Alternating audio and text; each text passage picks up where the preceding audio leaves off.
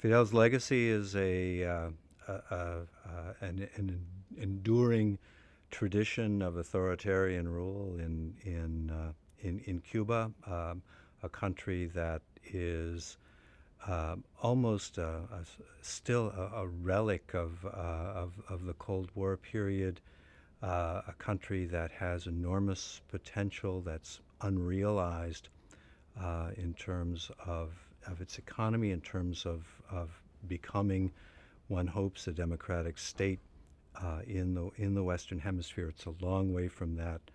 Uh, his um, his legacy is an enduring, still authoritarian regime and socialist economy in a country long after the rest of Latin America has transitioned away from dictatorships to democratic rule and to more open economies. The revolution, in a sense, dies with Castro when he does, because there's no one who has the charisma or the international standing to move it forward. It becomes, which it already is, an institutionalized revolution, a bureaucratized revolution that has an ideology that overlays everything, but also an overlaying authoritarian model um, that coexists with the sort of ideal that Fidel Castro for many years tried to promote of a socialist revolution, creating a Marxist state that is a better system than one offered by liberal democracy or other kinds of systems in Latin America and around the world. The succession of Raul Castro to power doesn't necessarily mean a transition into any kind of a new system, and it's yet to really be seen to the extent to which Raul Castro is going to undertake substantial reform. He's already taken some steps in the economic area. I think most people predicted that this would be the area that he would begin to work in. There's a lot of pressure in Cuba for better living standards for people to be able to make money, to keep money, to spend money, for better housing, for better diet. And Raul Castro is responding to that. At the same time, he's very unlikely to make any kind of changes in the political structure. The model of an authoritarian, again, regime with the army, the security apparatus, the Communist Party being the key institutions that hold control in Cuba. So he's making some changes in the economic area, loosening up the economy to allow for greater private participation from Cuban citizens, which doesn't mean that the state organized economy is going to be dismantled or anything of the sort. But he's looking for initiative to allow for greater productivity, to release some of the tension in society, to allow, for example, in the agricultural area, much more private initiative, although it's not private ownership, it's usufruct right to be able to grow and sell agricultural produce. He is allowing changes to be made in the wage structure as an incentive for people to work harder, to reward those who make a larger contribution in society. He's trying to bring back people from retirement in certain areas where their work is needed, such as teachers, and allowing them to both receive their pensions and receive pay for their work.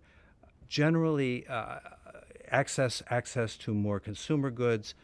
These are all steps that the Cuban people welcome, but they look to go beyond that. And the big question will be to the extent that Raul Castro is going to broaden the scope of these economic reforms. They could, in the sense that if one, if the pressure for greater reform is not addressed, that will certainly undercut the legitimacy of the government. On the other hand, the opening up of the economy will lead to a greater awareness of the lack of liberalization on the political side. Generally, when people begin to participate more fully in economic life, they begin thinking about the rights and privileges and freedoms on the political side that they don't have. It's it's hard to say because the system has been so closed for so many years that there could be a hidden dynamic there that is difficult to predict.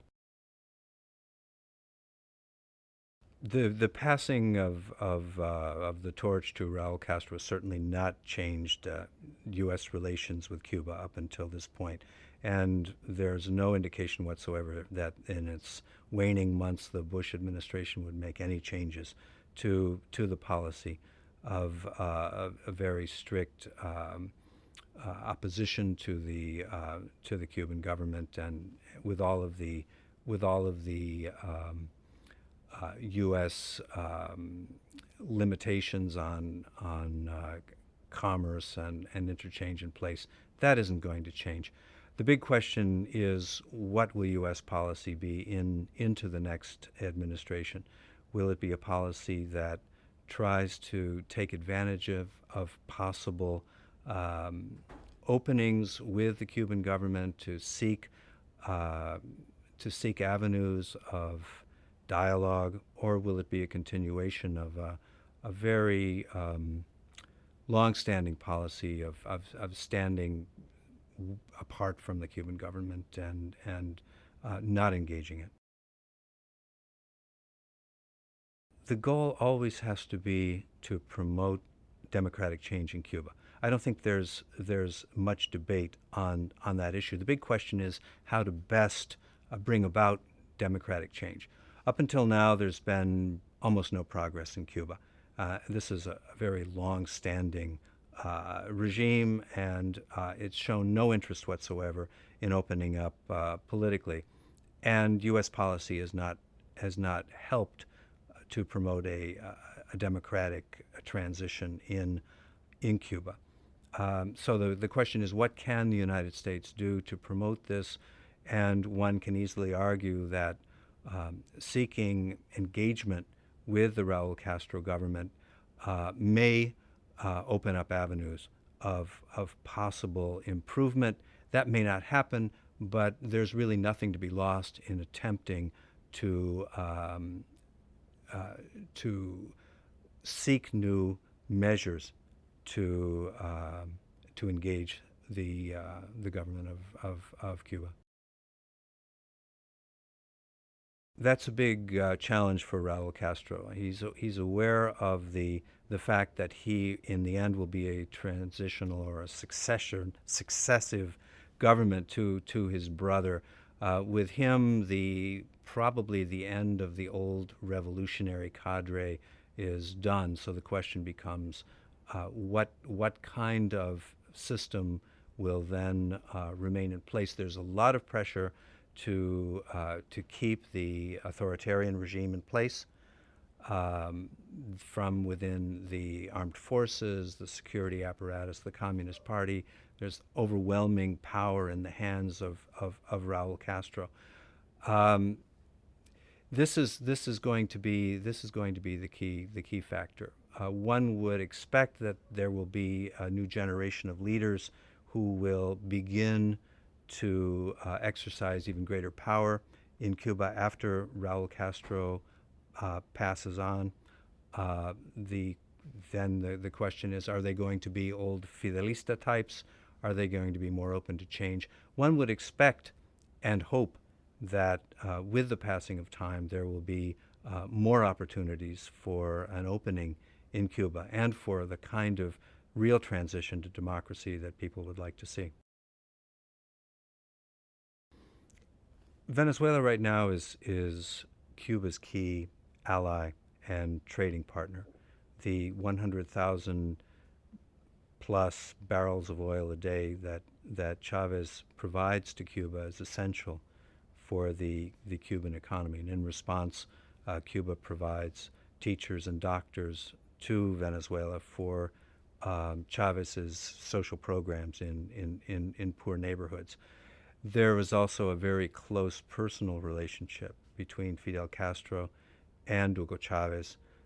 Chavez seeing Castro as a revolutionary icon, a father figure, someone who provides him with advice, and Chavez sees himself as the heir to Castro's revolution, uh, albeit with a different name and a different style in Latin America, but there's a clear bond between Castro and Chavez. Now, this bond does not exist between Raul Castro and Chavez, but there are still very strong economic ties.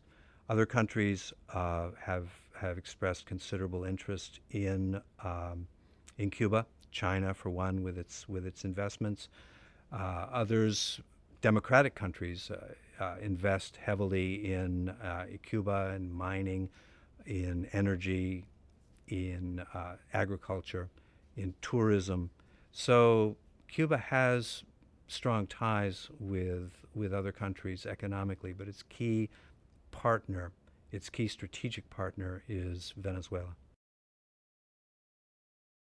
There could be strengthened ties with Russia, just as Russia is looking for opportunities in the economic area to improve or to strengthen its profile in Latin America.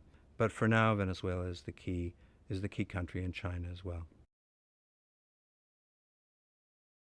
The food crisis is causing the same kinds of problems in Cuba as in other countries, especially in a system that's so highly subsidized, and where the government plays such a large role in production and distribution, which means much larger costs, which means fiscal problems for the Cuban state. And I think one of the reasons that Raul Castro is liberalizing to a certain degree the agricultural sector and allowing uh, private participation, allowing individuals to grow and sell crops, is in response to this, to try to improve production, to get more land under cultivation, and to begin to increase the amount of food that's being produced in Cuba to try to hold prices back. That's the big challenge. That's the big question: is what comes after Raul? And this is a question that he'll have to deal with. This will be the major issue that in the end he will have to address. For now, he is undertaking his economic reforms to strengthen his position. He has put in place a team of loyalists in key positions that will support him. He has the support of the army, he has the support of the party. So for now, he's in a position to be able to attempt reforms, and we'll see how broad those reforms will end up being on the economic side. And the longer term, clearly, he is not going to be in power for many years. He will have to deal with the transition issue. And the people of Cuba will be looking for new blood. Who will that be? What kind of system?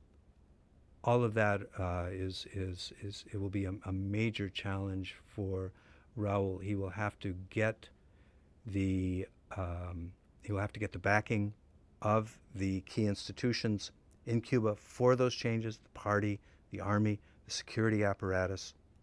But the decisions that are made in setting up the transition will be important, will be essential for the future of the regime. Whether or not he can keep the current regime in power, the revolutionary authoritarian model, or if it's going to be something that will have to open up. There are Fidelistas in the ranks who are younger, and who are members of the government, important members of the government. And there will be a certain tension between the old revolutionaries who view Fidel as an absolute icon, whose revolution must be maintained, whose dedication to socialism is still extremely strong, and more pragmatic elements. But again, we don't know the extent to which Raul Castro is going to be the economic reformer, and we don't know what the effects of his reforms in the end are going to be, and how much pressure his reforms or lack of reforms, if that's the case, will put on a political system in which the lid is still on very, very tight. That's often discussed as a possible path that Cuba may move in. My sense is that in the Western Hemisphere, a China model would have a much more difficult time existing. The countries of the hemisphere, the Western Hemisphere, are democratic. And the pressure on Cuba, once it begins to open, once it begins to have more contact, once it begins to have an economy in which the private private initiative plays a larger role, once the Cuban people become more linked to a globalized world economy, should the position of the United States change and there be greater contact between the United States and Cuba, all of this will put a lot of pressure on the political situation in Cuba. It will be much harder to maintain an authoritarian regime under those kinds of circumstances. The human rights situation in Cuba is very poor.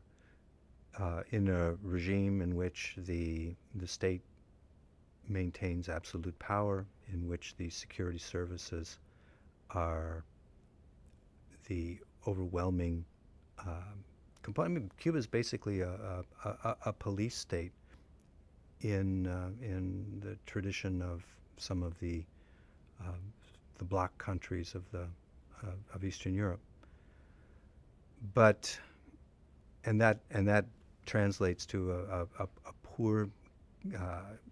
poor civil rights situation, very limited, if any, political rights as we would know them in a liberal democracy, and a human rights situation that's very difficult. Repression of dissidents, limitations on free expression, all of the kinds of rights that we would take for granted in a democratic society are strictly controlled by the state in Cuba.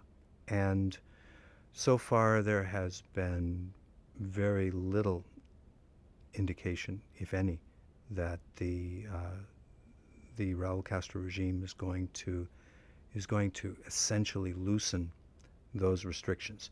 Raul has said that he wants to see more reporting on corruption in the system. He wants greater discussion of some of the shortcomings of the system, oriented towards improving productivity, improving the economy, and lowering some of the complaints addressing some of the complaints that Cubans have about how poorly the system functions in many ways.